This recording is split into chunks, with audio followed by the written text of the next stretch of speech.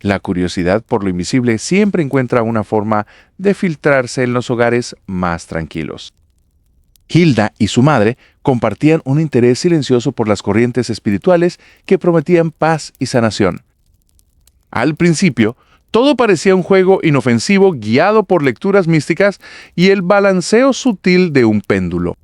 El objeto de plata se movía en círculos concéntricos sobre la mesa de madera tallada. Sin embargo, una extraña pesadez comenzó a acumularse en las esquinas de la casa sin explicación.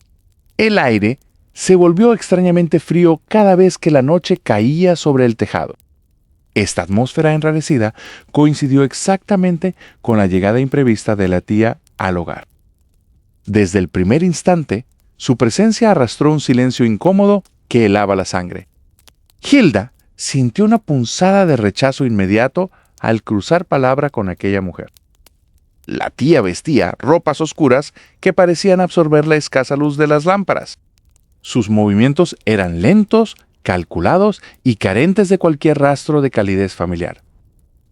La madre de Hilda, enceguecida por su búsqueda de respuestas, le dio una bienvenida entusiasta. Ella creía firmemente que su hermana poseía un conocimiento místico superior que debían aprovechar. Pero Hilda no podía dejar de mirar fijamente los ojos de su tía durante las conversaciones.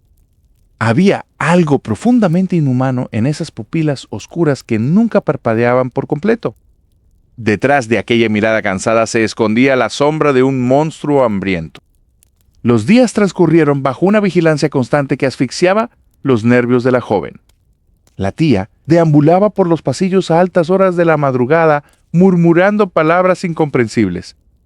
El crujido de la madera bajo sus pies descalzos marcaba un ritmo insoportable en el silencio. Hilda intentó advertir a su madre sobre el peligro sutil que presentía en la casa. Su madre simplemente desestimó sus temores, atribuyéndolos a la imaginación desbordada de la juventud.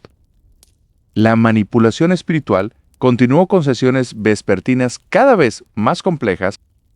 La tía introdujo el uso de extrañas hierbas secas que quemaba en un cuenco de barro. El olor de aquel humo era denso, rancio, y provocaba mareos inmediatos en Hilda.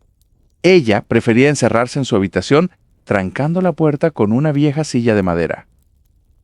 A pesar de la barrera física, la sensación de estar siendo observada nunca desaparecía. En una ocasión, creyó ver una sombra estirarse por debajo de la rendija de la entrada. El pánico la obligó a contener la respiración para no delatar su estado de alerta.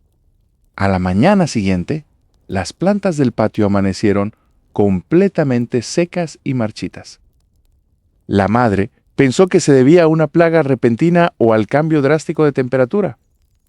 Desde la cocina, la tía observaba la escena con una sonrisa sutil y maliciosa grabada en el rostro. El ambiente familiar se estaba quebrando, dividiéndose entre la obsesión mística y el miedo puro. La tía pasaba horas limpiando unos viejos amuletos de metal oxidado que guardaba en un cofre. Esos objetos tenían grabados antiguos que no correspondían a ninguna religión conocida. Hilda descubrió que la tía solía mirarla fijamente cuando pensaba que nadie la vigilaba. No era la mirada de un pariente, sino la de un cazador evaluando pacientemente a su presa. La joven comenzó a sufrir horribles pesadillas donde una presencia enorme la asfixiaba en la cama. Despertaba exhausta, sintiendo marcas invisibles de presión alrededor de sus muñecas. El pozo de la desesperación aumentaba mientras su madre se hundía más en los rituales de la tía. Las peticiones de la tía escalaron paulatinamente hacia terrenos mucho más oscuros y demandantes. Afirmaba que para limpiar la casa por completo necesitaban una autorización de una autoridad familiar mayor. Hilda sintió un escalofrío helado al escuchar mencionar la inminente intervención de la abuela. La tía sonrió de lado sabiendo que la trampa familiar estaba a punto de cerrarse sobre ellas. De pronto, un fuerte golpe seco resonó en la puerta principal de la casa, interrumpiendo el silencio. Las luces parpadearon violentamente y una voz autoritaria demandó la apertura inmediata del portón. El eco de los golpes en el portón resonaba con una fuerza inhumana que hacía vibrar las paredes de la vieja casona. Hilda se encogió en su rincón, conteniendo el aliento mientras observaba cómo el picaporte de metal subía y bajaba con brusquedad. Su madre avanzó descalza por el pasillo frío, con los dedos entrelazados firmemente en un gesto de desesperada oración. Cuando la pesada cerradura se dio por fin, la silueta imponente de la abuela se recortó contra la fría neblina de la calle.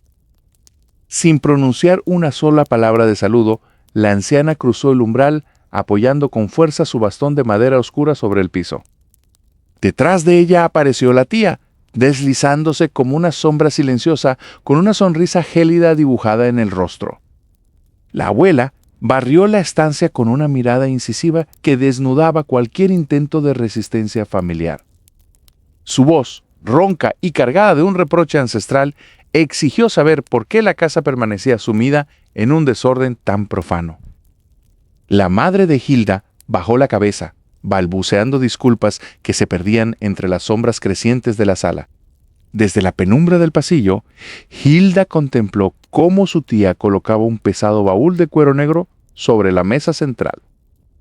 Esta familia está desprotegida porque has permitido que las corrientes del bajo astral invadan tu hogar, sentenció la abuela con severidad.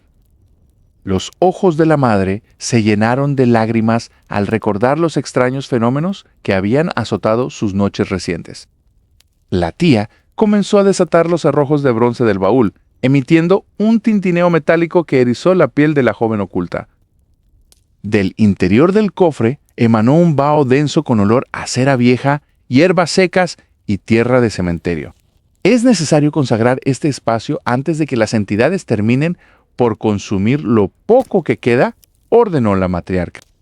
La madre intentó protestar, argumentando que Hilda se sentía enferma cada vez que realizaban prácticas extrañas en la casa.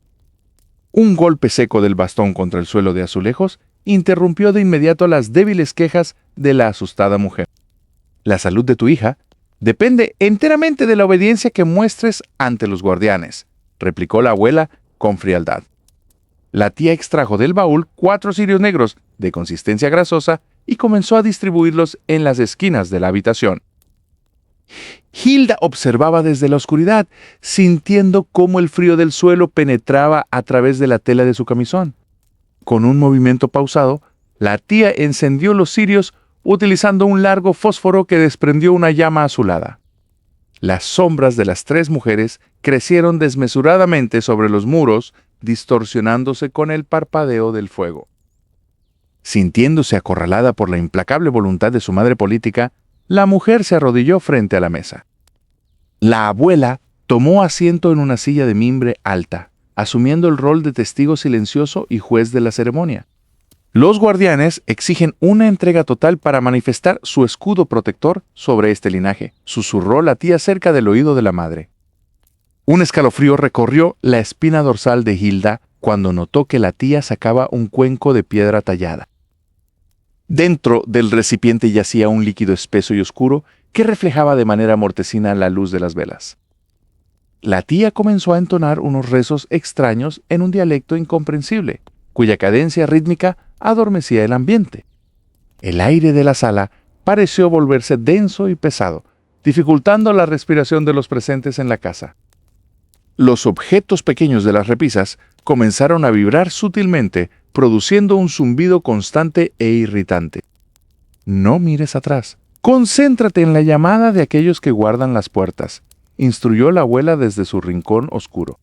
La tía introdujo sus largos dedos en el líquido oscuro y procedió a trazar extraños símbolos en la frente de la madre.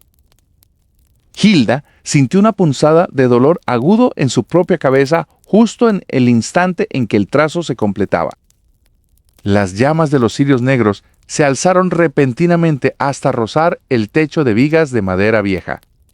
Una corriente de aire helado barrió la habitación de golpe, apagando toda la luz y sumiendo la casa en una negrura absoluta.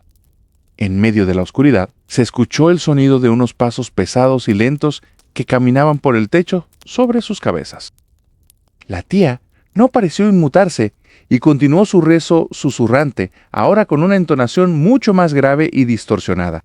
Ya están aquí, recíbelos como los señores de tu protección, demandó la abuela con una calma glacial. La madre soltó un quejido ahogado, sintiendo una opresión invisible sobre sus hombros que le empujaba contra el suelo.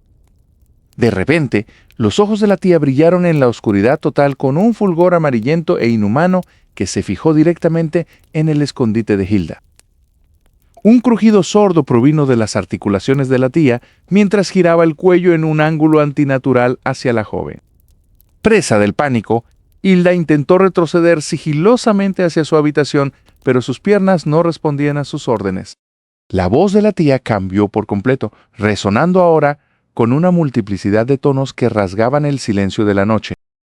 Falta el tributo de la carne más joven para cerrar el círculo divino, susurró la entidad a través de los labios de la mujer. La abuela se puso de pie lentamente, extendiendo su bastón hacia la dirección exacta donde Hilda permanecía oculta. Tráeme las pertenencias de la niña o el pacto quedará incompleto, sentenció la anciana mirando fijamente a la madre postrada. La madre, poseída por un miedo irracional y cegada por la sumisión, comenzó a arrastrarse en dirección al cuarto de su hija. Hilda vio cómo la mano temblorosa de su propia madre buscaba a tientas la perilla de la puerta donde ella se escondía. La tía soltó una carcajada estridente que inundó cada rincón de la casa, mientras las sombras en la pared comenzaban a materializarse en formas físicas. Detrás de la madre, la silueta de la tía se alzó sosteniendo unas viejas tijeras de metal listas para cortar el destino de la joven. El frío metal de las viejas tijeras rozó la nuca de la madre mientras la tía sonreía con malicia. Con un movimiento lento, la extraña mujer apartó las tijeras para guardarlas en su gastado delantal negro. La tía clavó su mirada directo en los ojos desorbitados de la asustada madre. Rompiendo el denso silencio, la mujer exigió con voz ronca una prenda usada de la joven Hilda. Ella insistió en que necesitaba también un retrato fotográfico reciente de la menor para concluir el supuesto ritual. La justificación que dio fue que debía excluir formalmente a la niña de una peligrosa protección mística familiar. La madre retrocedió un paso completo sintiendo cómo el pánico le oprimía el pecho con fuerza. Los dedos de la madre temblaban descontroladamente mientras consideraba la oscura petición de su pariente. Con el corazón acelerado, la madre caminó hacia el viejo armario de la habitación contigua. De un cajón oculto extrajo una pequeña blusa blanca de algodón que pertenecía a su hija. Sus manos buscaron después un portarretratos gastado y retiraron la fotografía impresa de Hilda. Cada paso de regreso a la sala principal se sentía como una marcha directa hacia su propia perdición.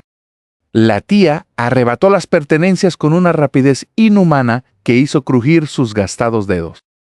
La malvada anciana colocó el retrato sobre la mesa de madera y lo cubrió con un espeso polvo negro. Murmurando palabras incomprensibles en un dialecto extraño, la mujer comenzó a retorcer la blusa de la joven. En ese preciso instante, un grito desgarrador resonó desde la habitación del fondo de la casa. La madre corrió frenéticamente rompiendo el umbral de la alcoba de su única hija. Hilda se encontraba en la cama sufriendo una violenta convulsión que arqueaba su espalda por completo. Los ojos de la muchacha se habían puesto completamente blancos y su boca goteaba una extraña espuma densa. Desesperada, la madre intentó sostener los hombros de su hija para evitar que se hiciera daño. La temperatura del cuarto descendió tanto que el aliento de ambas mujeres se transformó en vapor visible. Al notar que la joven dejaba de respirar de forma intermitente, decidieron pedir auxilio médico inmediato. Minutos más tarde, la ambulancia llegó al remoto lugar con las luces rojas parpadeando intensamente. Los paramédicos subieron a la camilla el cuerpo inconsciente y sumamente pálido de la pobre Hilda. El vehículo de emergencia arrancó a toda prisa rumbo al hospital general más cercano del pueblo. La madre ingresó al edificio médico con el rostro descompuesto por las lágrimas y la culpa. Los doctores conectaron diversos cables al cuerpo de Hilda sin lograr estabilizar sus signos vitales. El monitor cardíaco comenzó a emitir pitidos erráticos que desconcertaban por completo al personal de salud. Mientras tanto, la madre esperaba afuera sintiendo que un par de ojos invisibles la vigilaban desde el techo.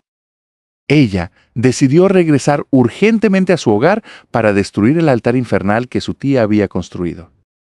Al entrar a la vivienda, la quietud era tan absoluta que recordaba a la atmósfera de un panteón. Sobre la mesa central yacía el retrato de Hilda completamente quemado en los bordes y manchado de sangre. Una densa y pegajosa sustancia negra goteaba desde el techo justo encima de la imagen dañada. La madre comenzó a buscar frenéticamente a la tía por cada rincón oscuro de la propiedad. La extraña mujer había desaparecido por completo sin dejar rastro de su paradero en el pueblo. Sola y desamparada, la agobiada madre cayó de rodillas al suelo, sollozando por sus graves errores. De repente, las sombras de las esquinas de la habitación cobraron vida propia y se estiraron hacia ella.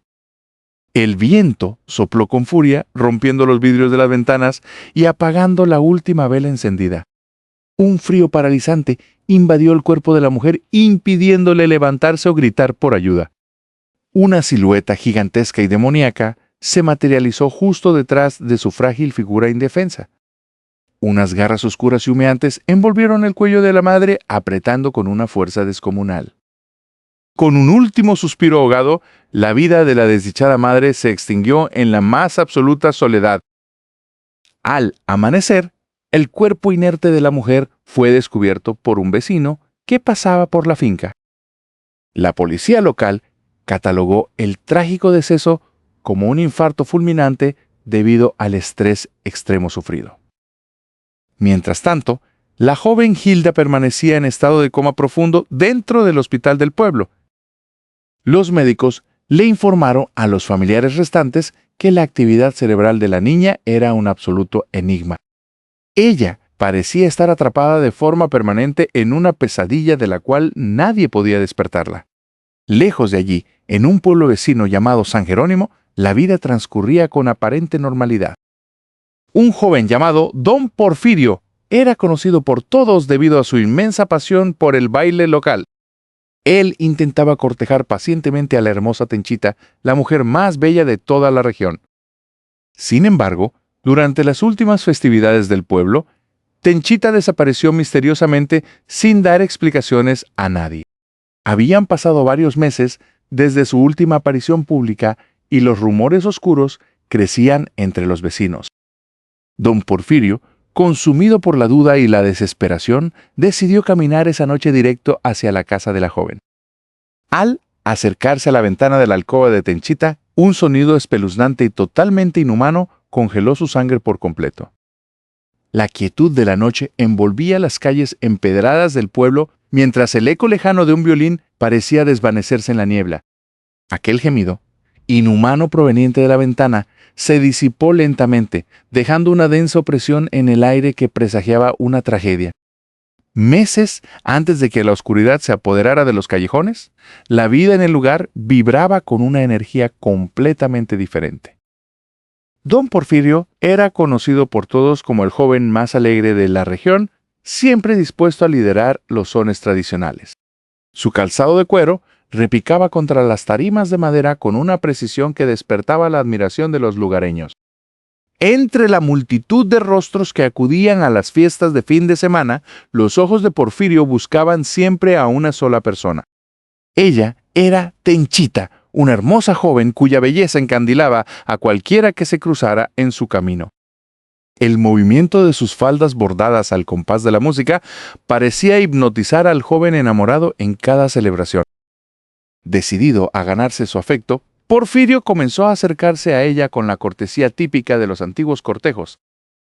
Ella aceptaba sus atenciones con sonrisas esquivas, aunque una extraña timidez siempre la obligaba a mantener cierta distancia.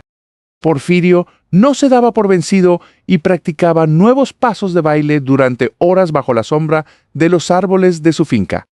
Sin embargo, algunos ancianos del pueblo miraban la escena con desaprobación, murmurando secretos oscuros entre dientes.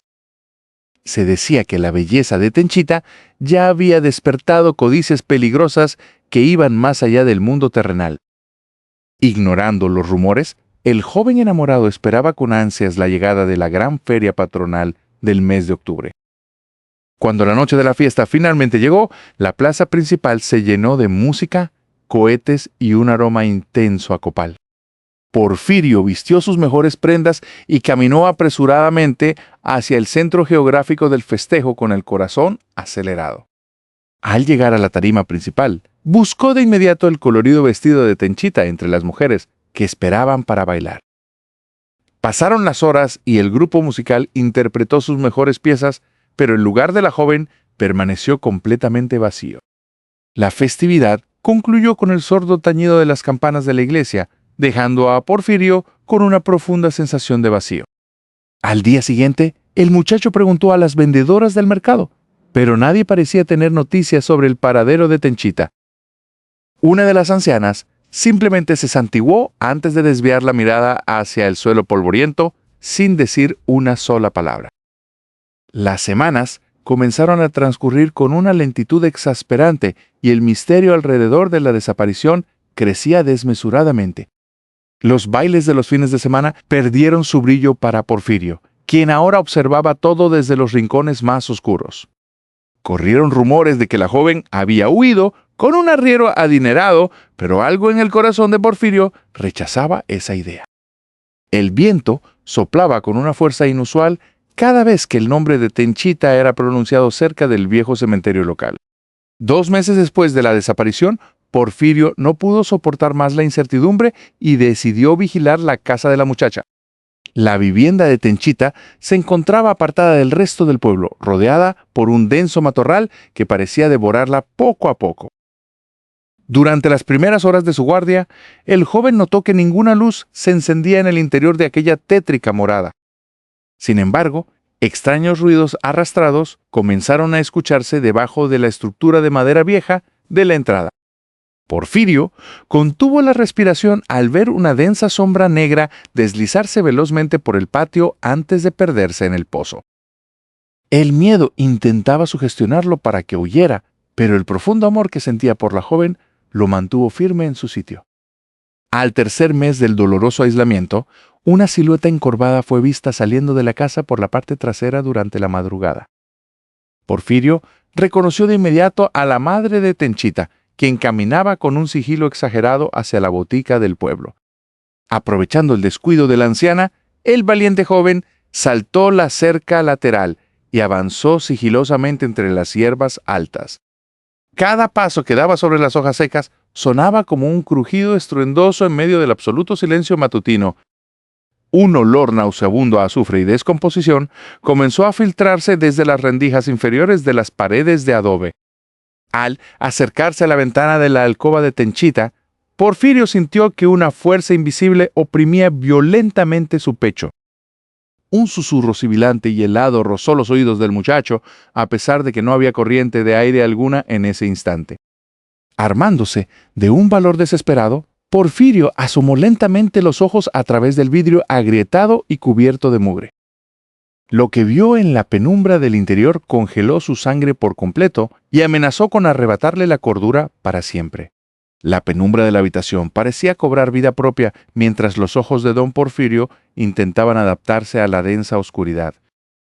Un olor nauseabundo a azufre y humedad rancia impregnaba cada rincón del espacio cerrado. En la esquina más remota de la alcoba, una silueta esquelética permanecía sentada sobre un camastro destartalado.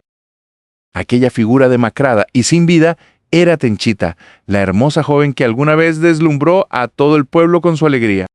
Su piel, antes radiante, ahora lucía de un color grisáceo y pegada dolorosamente a sus huesos prominentes. El joven dio un paso vacilante hacia adelante, sintiendo cómo el suelo crujía bajo el peso de su propia incredulidad. Ella no se movió al notar su presencia, manteniendo la mirada fija en un punto inexistente de la pared mugrienta. Don Porfirio susurró su nombre con un hilo de voz que se quebró de inmediato ante el gélido ambiente. De repente, la cabeza de Tenchita giró violentamente con un crujido seco que resonó en toda la habitación. Sus ojos, completamente desprovistos de pupilas, reflejaban un vacío negro absoluto que helaba la sangre.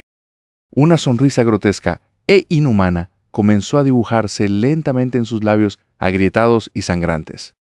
Una voz gutural y rústica que claramente no pertenecía a una mujer, brotó desde lo más profundo de su pecho. La entidad maldita se burló del asombro del joven mediante carcajadas que hacían temblar las vigas del techo. Don Porfirio retrocedió instintivamente hasta golpear su espalda contra el marco de la puerta de madera. El demonio que habitaba el cuerpo deshecho de la muchacha comenzó a revelar el secreto de su tormento. Con palabras cargadas de veneno, detalló el romance prohibido que Tenchita había sostenido en secreto meses atrás. Ella se había entregado ciegamente a los brazos de un hacendado adinerado que ya estaba casado ante la iglesia. La esposa ultrajada, ciega de rabia y sedienta de venganza, acudió con una bruja anciana en las montañas. Entregaron monedas de oro y un mechón de cabello de Tenchita para sellar un pacto infernal irrevocable. El espíritu oscuro fue liberado con la única misión de destruir el cuerpo y el alma de la joven amante.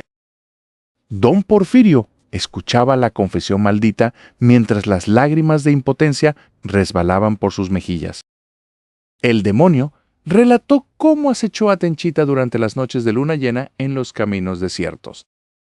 Primero, fueron pesadillas constantes que desgastaron su mente y le impidieron conciliar el sueño. Luego, sombras densas comenzaron a materializarse en los rincones de su propia casa familiar.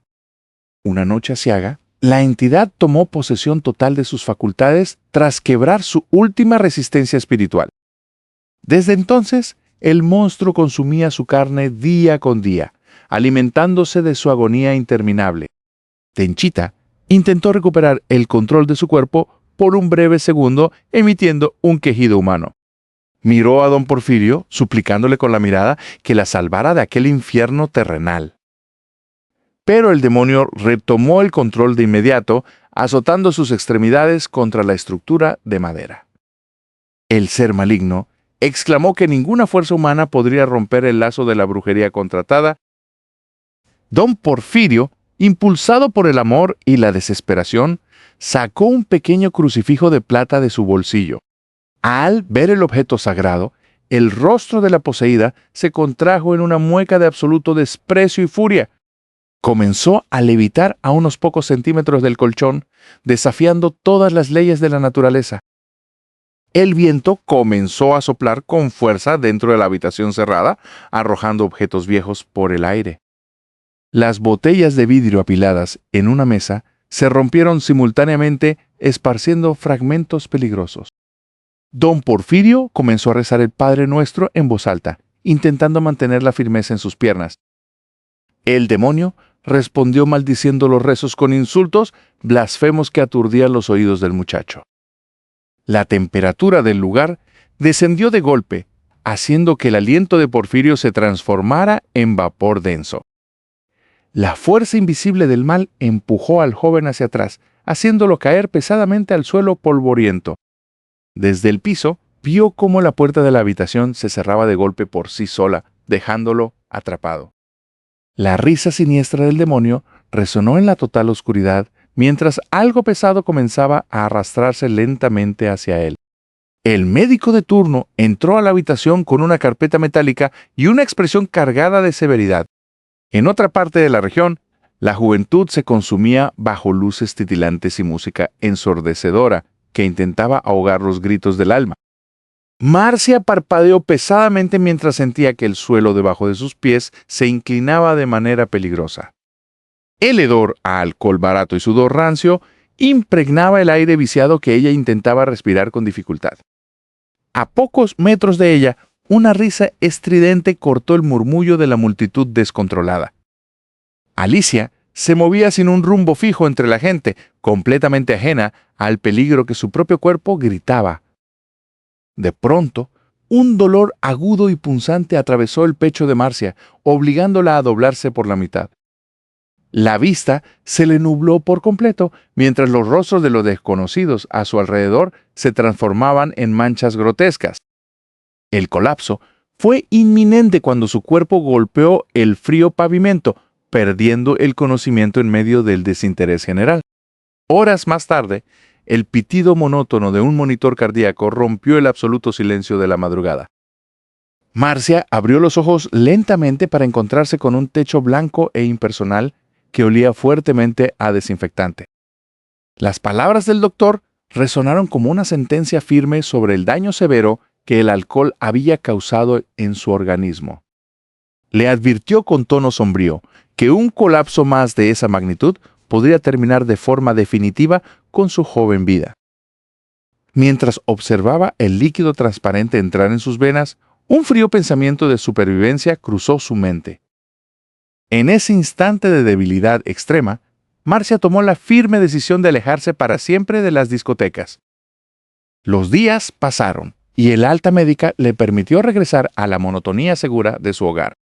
Sin embargo, el silencio de su nueva rutina se sentía extraño y cargado de una pesada nostalgia. El teléfono sobre la mesa vibraba constantemente, interrumpiendo la paz que tanto intentaba construir. Era Alicia quien llamaba a altas horas de la noche buscando a su compañera de vicios recurrentes. Marcia finalmente se dio una tarde y contestó la llamada solo para escuchar una voz distorsionada por el exceso.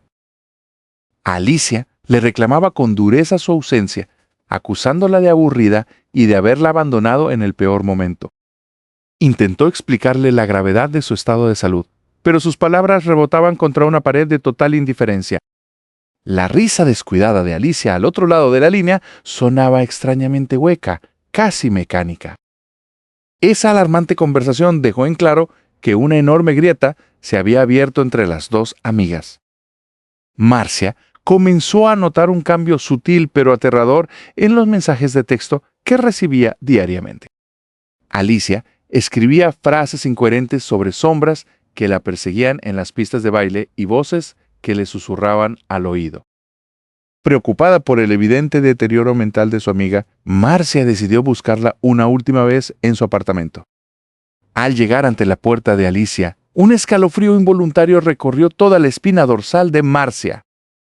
El lugar emanaba un silencio sepulcral que rompía drásticamente con la música que siempre solía habitar allí. Nadie respondió a sus insistentes golpes, pero la puerta cedió levemente mostrando que estaba mal cerrada. Marcia asomó la mirada con cautela, descubriendo un desorden absoluto que superaba cualquier descuido normal. Botellas rotas, ropa desgarrada y extraños símbolos dibujados con lo que parecía ser maquillaje oscuro cubrían las paredes. De pronto, una silueta se movió rápidamente al fondo del pasillo principal, perdiéndose en las sombras. El miedo la dominó por completo, obligándola a retroceder y salir corriendo del edificio sin mirar atrás. Durante las semanas siguientes, Marcia cortó todo lazo posible, cambiando su número y evitando las calles del centro. Sabía que había salvado su vida del abismo, pero el remordimiento por dejar a Alicia atrás la carcomía por dentro. Los rumores en el pueblo comenzaron a crecer, hablando de una joven que deambulaba por las noches gritando incoherencias. Decían que aquella chica ya no parecía humana y que una presencia maligna guiaba sus erráticos pasos bajo la luna. Una noche, un golpe seco y violento en la ventana de la cocina de Marcia interrumpió su aparente tranquilidad. Al acercarse con cautela, vio una marca de mano ensangrentada plasmada en el frío vidrio exterior. Justo debajo de la marca, una nota tosca estaba pegada con un mensaje escrito que heló su sangre de inmediato. La nota decía que el tiempo se había agotado y que los antiguos amigos debían pagar sus deudas pendientes. Antes de que pudiera reaccionar, el sonido del teléfono de su casa comenzó a sonar con una insistencia desquiciada.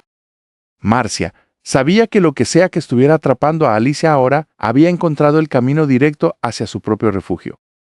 El eco de ese presentimiento helado se instaló en el pecho de Marcia mientras miraba el teléfono parpadear en la penumbra de su sala. Su mano tembló visiblemente antes de presionar el botón verde para contestar la llamada del número desconocido. Al otro lado de la línea, la voz rota del padre de Alicia apenas lograba articular palabras entre sollozos ahogados. El hombre le suplicó que fuera de inmediato a su casa, insistiendo en que Marcia era la única que aún podía ayudarlos. Un escalofrío recorrió la espalda de Marcia, obligándola a ponerse de pie mientras sentía que el aire disminuía. Ella tomó las llaves con torpeza, sabiendo profundamente que ignorar esa petición no borraría el peligro inminente. Las calles vacías del vecindario parecían estirarse de forma antinatural bajo la mortecina luz de las farolas urbanas. Cada paso que daba hacia la residencia de Alicia se sentía más pesado, como si caminara en contra de una densa corriente invisible. Al llegar a la fachada de la casa, Marcia notó que todas las ventanas estaban completamente cubiertas con gruesas mantas negras. Ella extendió los dedos temblorosos y golpeó la vieja madera de la puerta principal 3 veces. Al instante, el cerrojo giró con un crujido violento y la puerta se abrió apenas unos centímetros para revelar un rostro demacrado.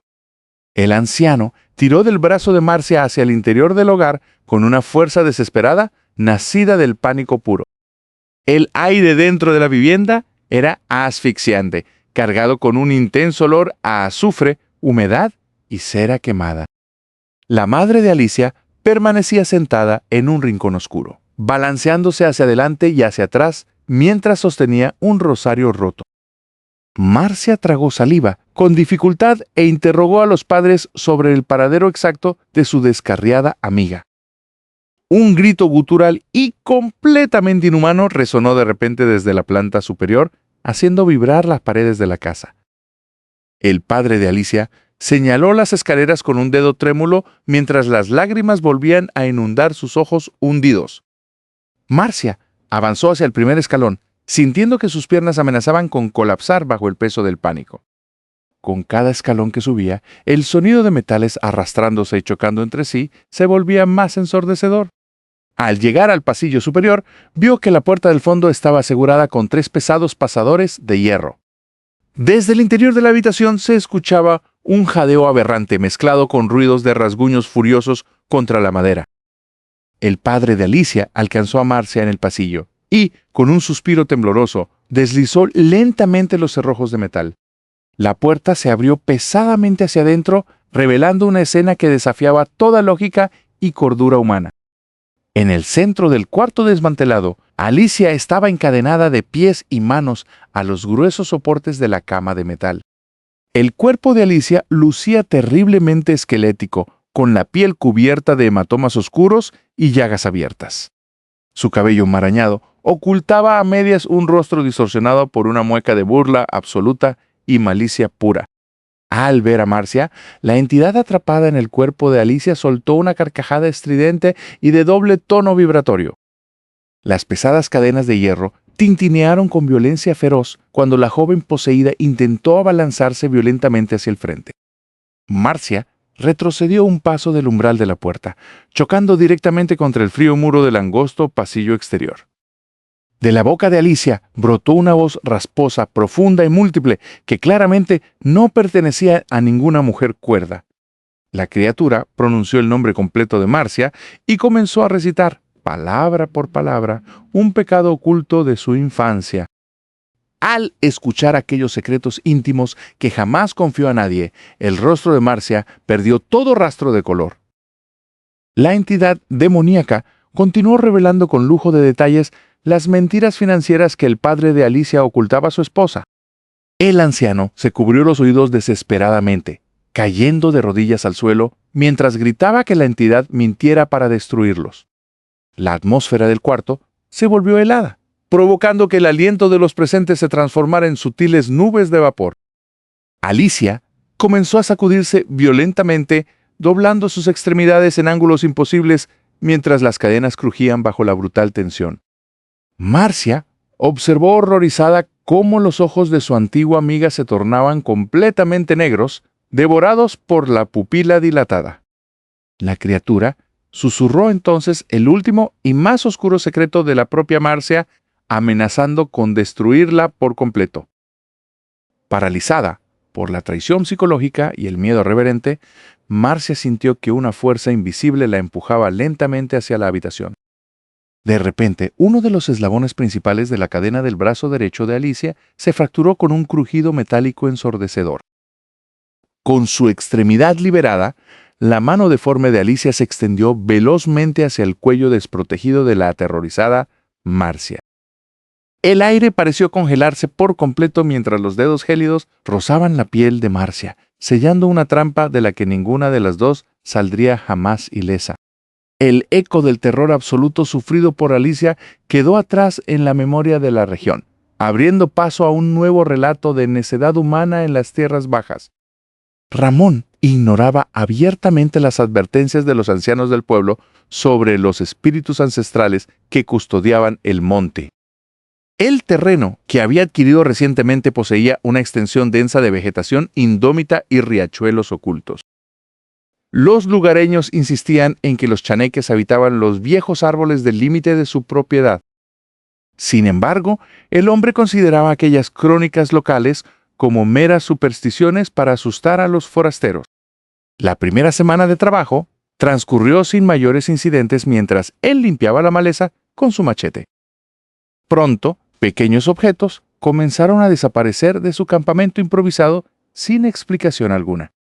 Ramón maldijo, creyendo que algunos niños del pueblo entraban a husmear para jugarle bromas pesadas.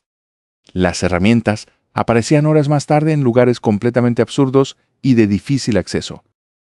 Encontró sus llaves enterradas bajo una pila de piedras perfectamente ordenadas en forma de círculo. A pesar de la extrañeza del hallazgo, se negó a admitir que algo sobrenatural ocurría a su alrededor. Al caer la segunda semana, un silencio denso y antinatural comenzó a devorar el sonido de las aves. Los grillos dejaban de cantar abruptamente cada vez que Ramón cruzaba el límite del riachuelo. Una tarde escuchó risas infantiles que parecían provenir directamente del espeso follaje superior. Él gritó con fuerza hacia la copa de los árboles, exigiendo que los intrusos dieran la cara. La única respuesta fue el crujido seco de una rama rompiéndose a pocos metros de su espalda. Al voltear con rapidez, no descubrió a nadie, sino un rastro de huellas diminutas en el lodo.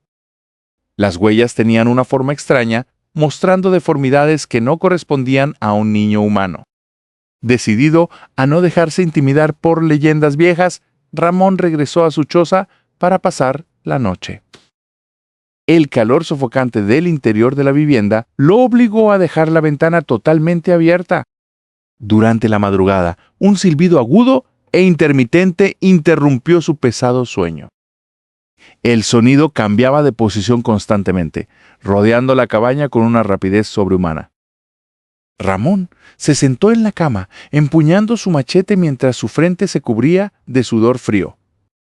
Pequeños golpes secos comenzaron a resonar en las tablas inferiores de la estructura de madera. Parecía que decenas de manos diminutas rascaban las vigas buscando una entrada al interior. El acoso continuó implacable hasta que los primeros rayos del amanecer disiparon las sombras. Decidido a sacudirse el cansancio, Ramón salió al patio para lavar su rostro con agua fresca. Cerca de la línea de lavado, sus prendas de trabajo colgaban suspendidas de una cuerda tensa. Uno de sus pantalones gruesos de mezclilla se mecía de forma violenta, a pesar de la ausencia total de viento. Ramón se aproximó lentamente, frunciendo el ceño ante la extraña rigidez que presentaba la prenda. Al acercarse, notó que el pantalón parecía estar inflado desde adentro por una presencia corpórea. De pronto, la tela se estiró bruscamente revelando un rostro grotesco presionando desde el interior. Dos ojos humanos, brillantes y cargados de una malicia antigua, parpadearon desde las aberturas de los bolsillos. Ramón cayó de espaldas sobre el suelo lodoso, perdiendo por completo el control de su respiración. Una carcajada ronca, parecida al graznido de un ave de rapiña, brotó directamente de las costuras de la mezclilla. La prenda se desprendió de los tendidos por sí sola y comenzó a arrastrarse rítmicamente hacia el monte. El hombre comprendió finalmente que la furia de los señores del bosque lo destruiría si no mostraba sumisión. Corrió despavorido hacia el centro del pueblo buscando la guía desesperada de un anciano chamán. El sabio local le ordenó preparar una ofrenda tradicional de inmediato para calmar el enojo elemental.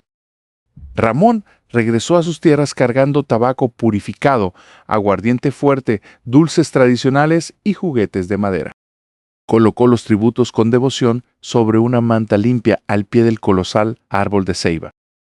Con voz quebrada, pidió perdón en voz alta por su arrogancia y por haber profanado el hogar sagrado de los duendes. Un viento cálido sopló de repente entre las ramas altas, dispersando el aroma dulzón del tabaco. Los silbidos aterradores cesaron por completo, devolviendo la paz natural al cauce del riachuelo. Al regresar a su campamento, encontró sus pantalones doblados pulcramente sobre la mesa exterior sin rastro del horror. Con este último pacto de respeto sellado, el equilibrio entre el hombre y el inframundo rural quedó restaurado. Ramón aprendió que la tierra guarda secretos antiguos que nunca deben ser desafiados por la soberbia humana. Las voces de la oscuridad finalmente encontraron silencio, cerrando las crónicas de pactos, brujerías y misterios eternos.